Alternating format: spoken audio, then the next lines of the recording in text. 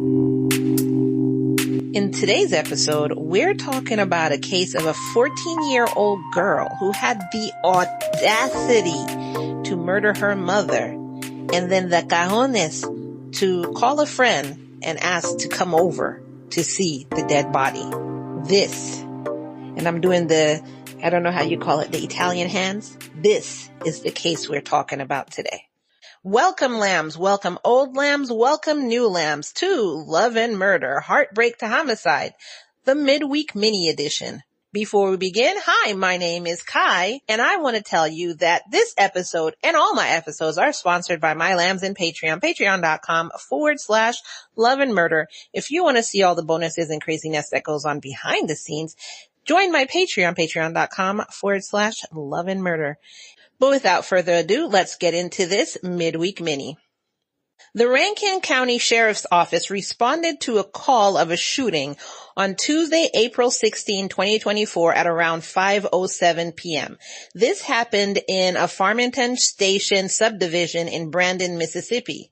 When officers arrived on the scene, they saw a man who had a gunshot wound to his shoulder, and he told them that, look, there's my wife, 40-year-old Ashley Smylie, and they noticed that she was dead.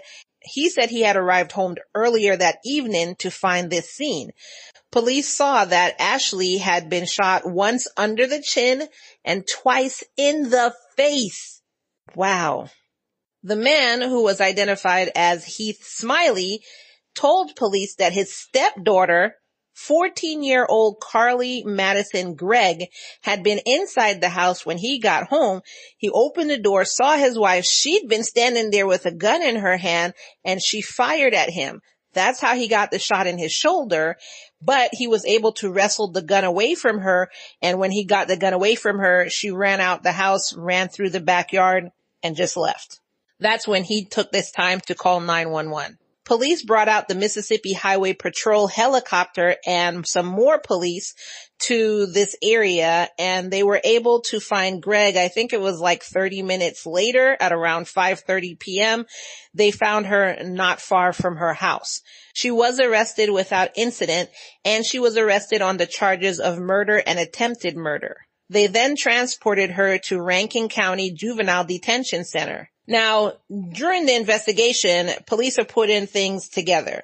According to investigators, after allegedly killing her mother, and I have to say allegedly because the case is still ongoing, but okay, let's just stop there. After allegedly killing her mother, Carly invited a friend over to her house saying, quote, "Ever seen a dead body?" I mean, what in the actual F, y'all? What the Now, as she waited for her friend to get there, she said that she petted her dogs. She sang to them to keep them calm. Dude, you just shot your mom twice in the face. Are you serious right now? Once her friend arrived, Carly showed the friend where her mom's dead body was. Carly showed the friend the murder weapon.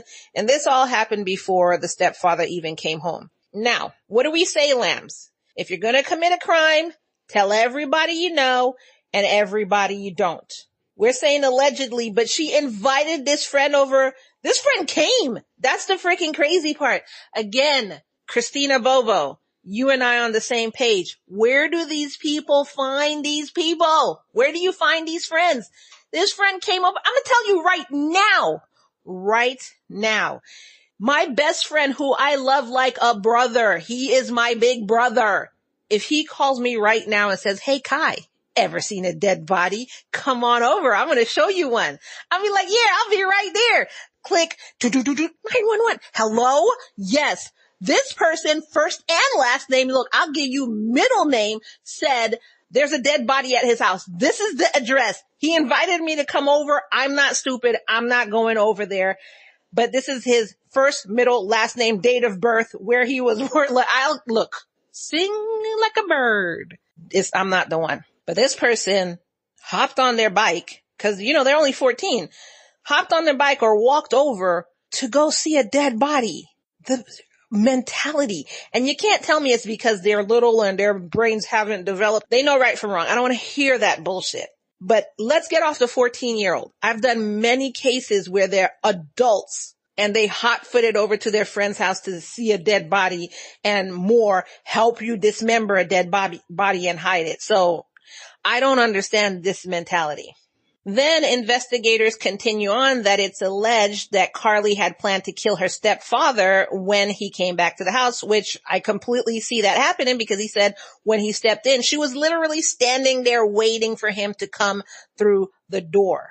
So, I mean, I guess we have to say alleged for legal reasons, but the picture is painting itself. Then on top of that, Carly's friend, I guess, who came to see the body, told investigators, they were like, look, please can I have immunity? I just went over there to scope it out and give y'all information.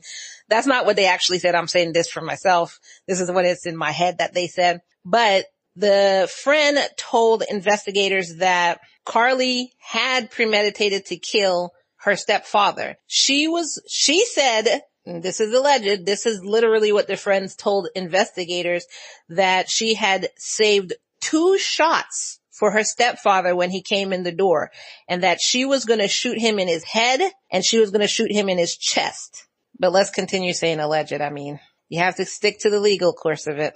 So Carly faces charges including 1 count of first-degree murder, 1 count of attempted murder, and 1 count of tampering with physical evidence. Now, during a hearing on March 20th from the juvenile court, a judge approved a request to charge her as an adult, and then Carly was transferred to the Rankin County Adult Detention Center. Carly, of course, puffed out her little chest and pled not guilty to the charges. I'm not guilty, Your Honor, even though I told my friend to come over and see this, even though the second person that I literally tried to kill and he saw me with his own eyes survived and told officers, I'm not guilty because I'm 14. She pled not frickin' guilty. Anyway, she had a bond that was set at $1 million. Now, just so you know, under Mississippi law, teen defendants are continuously evaluated to determine whether they should remain in adult detention or not. Right now, when this happened, she was 14. Right now, she's 15. Also moving forward, there's going to be another hearing that's going to determine if she's competent to stand trial. The reason for this is that her attorney claimed that Carly suffers from mental disorders. Of fucking course she does. And that she had a change in medication a week before the alleged murder took place. They also said that shortly after she was arrested, she was put on several medications, including Abilify, okay, which is an antipsychotic medication. And she also told the lawyer also told the judge that Carly had been hearing voices while in prison, and this is what caused her to need a medication swap twice since she's been in prison. I mean, can we talk about before she was in prison though? What medications was she on and what was the medical diagnosis that she has a mental issue and that she hears voices and has visual hallucinations and all this stuff? Because if you're telling me she was placed on this medication, anybody you could have paid a doctor, an unscrupulous doctor, to put this child on medication, and then certain medications can give you hallucinations, which then you switch medications and blah, blah, blah, build a case off of insane. But where is before she went into jail? Where are you telling me that she was actually diagnosed as having mental health issues? But that is still not an excuse, because I personally know people who have mental health issues and they ain't run out and kill anybody. So why is it she gets mental health issues? She knew what she was doing. She saved 2 bullets to kill her stepfather. She called her friend over to come see a dead body. Let's blame mental health so that she doesn't go to prison, shall we? Allegedly, all allegedly. He ain't gonna sue me. So the prosecution came back and argued that having mental illness does not entitle someone to take another person's life. Thank you very much. The prosecution also told the judge that Carly's defense attorneys refused to let them do a mental evaluation that was provided for the state, or that was provided by the state. They're only trying to do a mental health evaluation with the people they have. So like I said, they paid a bunch of doctors to give her medicine and say all of this stuff. Like I said. Crazy. And I'm laughing because of the craziness of it. Not that anything dealing with this is funny. So her defense came back and said that their physician is currently performing a mental health evaluation on her. Then you'll have the paperwork and all the reports by or after July 12th. So the Judge Dewey Author, said that I hear what both of y'all are saying. I hear what the defense is saying. However, I think, along with the prosecution, that Carly poses a danger to society. I agree that she needs to have another opinion for the mental health.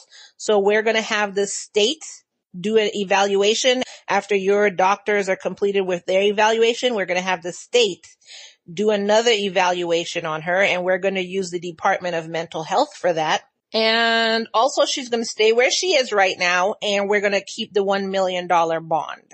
Is that it? Is that it? Okay. Move. I have a 7:00 tea time. Thank you. Court dismissed. They didn't say the last part, obviously. So in April, Carly's lawyers requested a reduction in her bond again, and the judge came back and said, didn't I tell you I had a tea time? I mean, I know that was about a month ago, but still, no. Then in May, they filed another motion to reduce the bond, saying that this time they brought forth some information saying that, look, Judge, I know you have a tea time and everything, but let me just talk to you real quick. Carly was an honor roll student at Northwest Rankin High School. She has no previous criminal history. Can you please reduce the bond? I mean, she made A's and B's, Your Honor. Clearly, that speaks to some character. What? So the prosecution said, oh, yeah, she was an AB student. Actually, we pulled those same records that you pulled. And what you forgot to tell the judge is that Carly had allegedly brought contraband, which was a knife, to her school before this whole incident happened.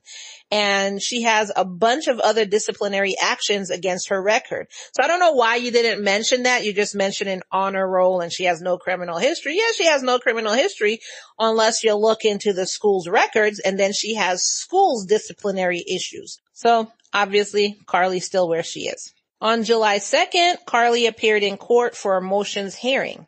Attorney Bridget Todd said that Carly had been struggling in solitary confinement, which who wouldn't struggle in it's solitary confinement. Look at how everyone was doing during COVID. They were losing their freaking minds. So yeah. And she continued on that they had been giving her a number of different medications, blah, blah, blah. So you're just pumping her full of drugs, to make sure that she doesn't pass this mental health evaluation, I see what you're doing. I just hope that the Department of Mental Health also sees what you're doing. Her attorney goes on to tell the judge of an incident that happened in the jail where, quote, an adult inmate who was being housed in the same pod area as Carly was making threats to harm and physically assault her. But I'm just going to ask you a question. Just podcaster to attorney, because, we're on the same level. That's sarcasm. Did you not hear the part about where she shot her mom twice in the face and once under the chin and saved 2 bullets to shoot her stepfather, once in the head and once in the chest? I'm just asking for a couple of my friends. They're called lambs. I'm just asking for their benefit. Did you not hear that part? I mean, I guess you're doing your job and getting paid and going home to sleep nicely in your home with your kids. But I guess, money is what makes the world go round, not morals. So Judge Arthur said that, nope, Carly's staying exactly where she is, and said, quote, it's jokingly referred to as the Hilton of jails throughout the state of Mississippi. The Rankin County Sheriff's Department runs a very safe jail, which really, I don't know what jail is safe, but okay. For the case moving forward, the state will present 3 items which the prosecution is going to more than likely use to build a case against Carly. A mental health evaluation, her former medical records, and the documents from the Rankin County School District. Her former medical records, this is what I was asking for. What does it say in her former medical records? Does it say she has mental health issues? I want to know. Anyway, Carly is currently scheduled to stand trial in September, and I'm actually going to put that on my frickin' calendar. In speaking to neighbors, they completely couldn't believe that this had happened. They were sad over these tragic events. One neighbor said, quote, "Truly sad. What could have happened to get these results? How do this kind of anger be on anybody's mind? And how does this happen?" And another neighbor just simply said that this was, quote, calculated. As I said before, Ashley was only 40 years old, and she was a math teacher at Northwest Rankin High School, where, like I said, Carly had been going to school there herself. Before Ashley was a teacher at Northwest, she was a teacher at Warren Central High School. Quote, "You can't fathom those kinds of thoughts. You just wouldn't think that a child would do anything like this. It just feels like there's something missing. There's something wrong. It's like a level of caution that you don't think something like this would happen." This was a quote from another neighbor, Lauren Martinez. And that is the case of Carly Gregg. What do you think about that? In the poll questions, I'm going to ask you, do you think she had previous mental health issues, or do you think this is something that her defense team is building up? That is the question I'm going to ask you in the poll. So go ahead and answer that. And don't forget that a free and easy way of helping Love and Murder out is by simply sharing this episode. Go ahead and share this episode. You're going to share it with 2 people today. Share this episode with your mom and share this episode with one of your friends. And you know what? Let's throw in a third, because we always want to share it with everybody we know and everybody we don't. Share this episode on one of your social media platforms. Just choose one of your liking and share it. So we're going to share it with your mom. We're going to share it with one of your friends, and we're going to share it on our social media. Everybody you know and everybody you don't. That is all I have for you for this midweek mini, and I will see you in the next episode. Bye.